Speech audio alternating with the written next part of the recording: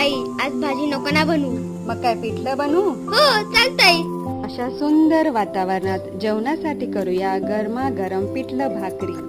भाजीला काही नाही किंवा भाजी खायचा कंटाळा आला असेल तर बनवा गरम गरम पिठलं भाकरी. तुम्हाला किंवा तुमच्या घरच्यांना पिठलं भाकरी आवडते का? कमेंट करून नक्की सांगा.